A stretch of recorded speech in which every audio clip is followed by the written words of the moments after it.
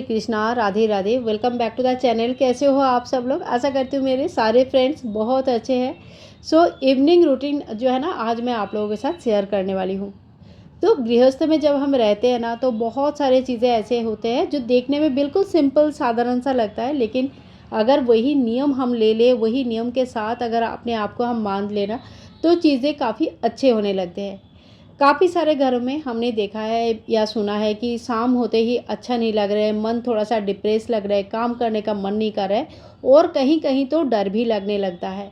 तो ऐसा नॉर्मली तब होता है जब घर में ना धूप दीप काफ़ी दिनों से, लंबा समय से नहीं हो रहा है। इनफैक्ट मैंने तो कहीं कहीं देखा है कि कितने मतलब घर में छोटे बच्चे हैं इसलिए दिया करते ही नहीं है। तो ऐसा मतलब बिल्कुल मत कीजिएगा। देखिए, अगर आपको घर में जैसे छोटे बच्चे हैं, दिया आप मंदिर में करेंगे तो डर लगा रहता है। तो ना आजकल हैंगिंग सिस्टम बहुत आते हैं, वहाँ पे भी आप लोग दिया ये कर सकते हैं या धूप लगा सकते हैं। धूप और दीप में ना एक बहुत ज़्यादा ताकत होती है, और जो घंटा ध्वनि होती है, जो शंखत ध्वनि होता है ना, इसमें भी बहुत ज़्यादा ताकत होता है। जितनी भी नेगेटिव एनर्जी है, इससे ना काफ़ी ज़्यादा डाउन हो जाता है और घर में पॉजिटिविटी बढ़ता है। एक दिन में इसकी फ़र्क नहीं पता चलेगा, लेकिन किसी के भी घर, जिसके घर में धूप दीप लगातार कई मतलब लंबा समय से नहीं हो रहा है, आप उनके घर में जाओ, और जिसके घर में सुबह शाम धूप दीप हो रहा है, आप उनके घर में जाओ। You can feel the energy, the difference between the energy. तो ये चीज़ तो होती ही है ना। तो ये मतलब ये ना साइंटिफिकली प्रूफ भी है। एक दिन दो दिन में शायद हमें खुद नहीं समझ में आता है, लेकिन बाहर से जब कोई आता है ना, तो आते ही सबसे पहले आपको कॉम्प्लीमेंट देता है कि दी आपके घर में आके ना बहुत अच्छा लगता है। तो ये जो फील होता है ना बहुत अच्छा, that is called the positive energy, और उसे हमें क्रिएट करना पड़ता है। तो अब है शाम की समय, और शाम के समय में धूप दीप करना बहुत ज़रूरी है। बहुत तामझाम मैं नहीं करती हूँ, क्योंकि डेली बेसिस का काम जो होता है ना, वो बहुत तामझाम करके होता नहीं है। तो यहाँ पे मैं अपना धूप और दीप करने की जो व्यवस्था है, वो मैं सबसे पहले मंदिर में ही कर लेती हूँ। यानी कि जहाँ जहाँ मुझे धूप और दीप लगाना है, उसका सारा एक ही जगह इकट्ठा मैं व्यवस्था कर लेती हूँ। तो यहाँ पे अभी जो चौखट है ना, चौखट के बाहर ना दोनों साइड में ही, किसी साइड में भी बिल्कुल भी जगह नहीं है। तो चौखट में मैं खाली धूप दिखा के वो धूप को मतलब खाली धूप दिखा देती हूँ, रखने के बहुत ज़्यादा व्यवस्था नहीं है। किसी दिन मैं आप लोगों को अच्छे से दिखाऊंगी।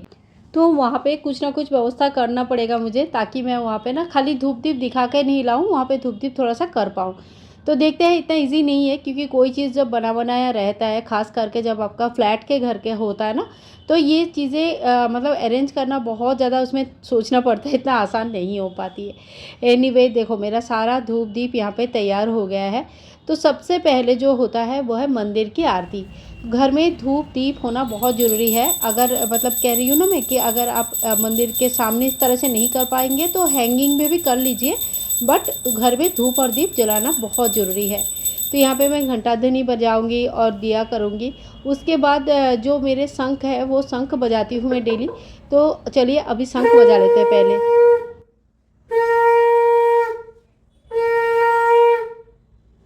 तो शंख बजाने के बाद इसको हमेशा ही धोकर रखना चाहिए। मैं इसको हमेशा धोती हूँ, और जब धोती हूँ तो किचन के यहाँ पे विम या हैंड वॉश कुछ ना कुछ तो हमारा रहता ही है, उसी से एक बार शंख को धो लीजिए। हार्डली आधा मतलब मिनट लगता है, ज़्यादा टाइम नहीं लगता है, लेकिन इससे शंख ना कभी भी गंदा नहीं होता है, हमेशा साफ़ सुथरा रहता है।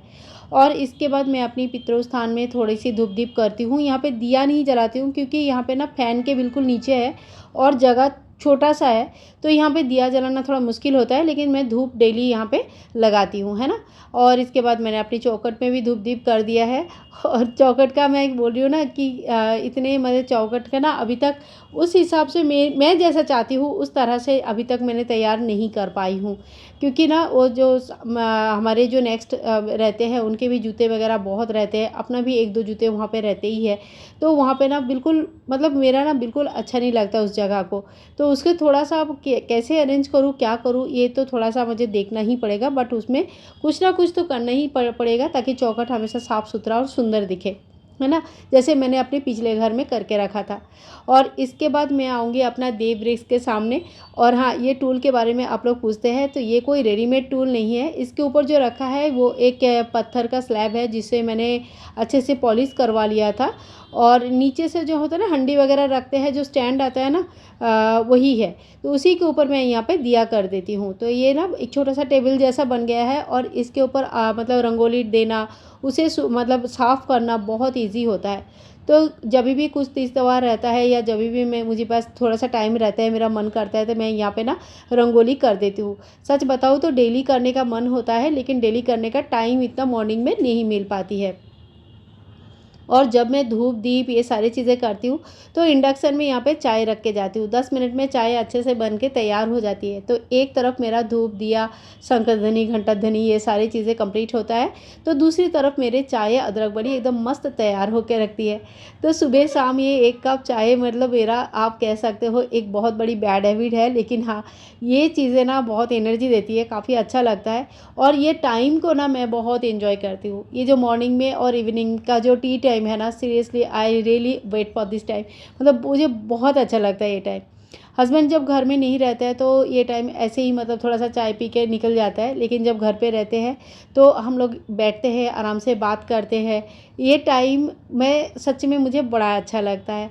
तो आप लोग, और गोल्डी तो हमेशा ही हमारे साथ रहते हैं।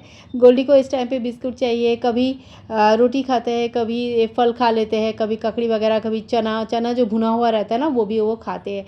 तो गोल्डी को ना बड़ा शौक है, थोड़ा कुछ कुछ जो हम लोग खा रहे हैं, तो थोड़ा उसको भी चाहिए रहता है।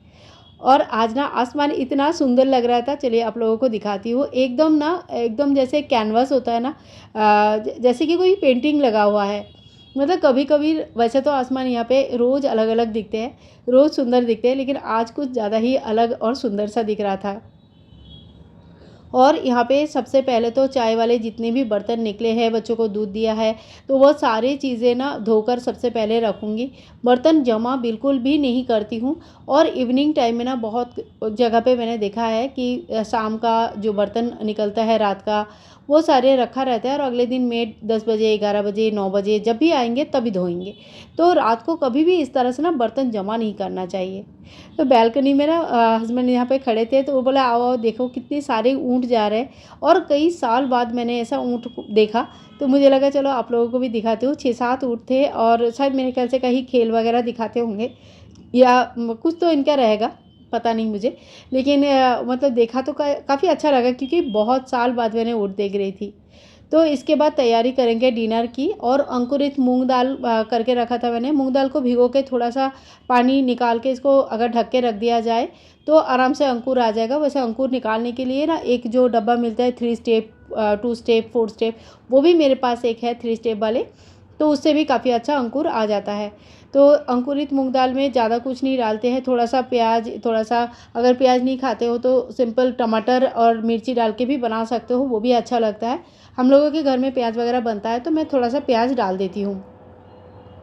और साथ ही में ये घी से सेक के रोटी बनाऊंगी, तो रोटी के आटा में ही थोड़ा सा अजवाइन डाल दिया था, और थोड़ी सी नमक डाला था। वैसे मैं जब नॉर्मल रोटी बनाती हूँ ना, तो उसमें कुछ नहीं डालती हूँ, ना नमक डालती हूँ, ना अजवाइन वगैरह डालती हूँ। तो आज थोड़ी सी पराठा स्टाइल में रोटी बनाया था। ये ना काफ़ी नरम होता है, खाने में भी टेस्टी लगती है। और जिस दिन सूखा सब्जी होती है ना, उस दिन मैं इस तरह से रोटी बनाती हूँ। और जिस दिन चना वगैरह कोई जैसे रस्से वाले सब्जी होते हैं ना, ग्रेवी वाली, तो उसमें फिर नॉर्मल रोटी बनता है, फिर ये वाली रोटी नहीं बनाती हूँ। तो उस हिसाब से मैं अपना मतलब डिनर प्रिपरेशन करती हूँ, तो बहुत जल्दी हो जाता है। और कभी कभी तो मैं दोपहर को, या जो मॉर्निंग में जैसे चना वगैरह उबालना है, तो मैं मॉर्निंग में ही करके रख देती हूँ, तो रात का काम ना बहुत कम हो जाता है। रात को मतलब मुझे ना सुबह से खाना पीना में टाइम जा रहा है, ठीक है, लेकिन रात को बड़ा लंबा नहीं रखती हूँ, क्योंकि हमारा डिनर भी थोड़ा जल्दी होता है। और ये एक बहुत अच्छी आदत है। अगर आप लोग संभव है तो दिन में कोई एक टाइम एक साथ बैठ के खाना ज़रूर खाइए, इससे ना फैमिली बॉन्डिंग बहुत अच्छा होता है। इसके बाद नंदिनी अपने लड्डू गोपाल जी और राधा रानी को सुलाएंगी। तो नंदिनी जब तक यहाँ पे सुलाती हूँ, तो मैंने आके थोड़ी सी वीडियो रिकॉर्ड करके, क्योंकि नाइट रूटीन के अंदर ये भी हमारा एक डेली का मतलब रूटीन है, और आप सभी पूछ रहे थे कि अब बड़े लड्डू गोपाल जी और राधा रानी को भी डेली सुलाते हैं, उनके डेली स्नान श्रृंगार होता है। तो हाँ जी, बिल्कुल छोटे लड्डू गोपाल और बड़े लड्डू गोपाल का सेम रूटीन है। दोनों को ही हम लोग मतलब सुलाते हैं, जगाते हैं, स्नान श्रृंगार, पोशाक चेंज, सारी चीज़ें होती रहती है ना। सेम ही रूटीन है, मैं आप लोगों के साथ शेयर भी करती रहती हूँ। और ठाकुर जी सो गए हैं, बड़े सुंदर प्रेम से सो गए हैं। बड़ा अच्छा लगता है मुझे जब ठाकुर जी सो जाते हैं, तो ऐसा लगता है छोटे बच्चे सो गए हैं। और इसके बाद जो बचे खुचे बर्तन थे वो मैं धो लूँगी।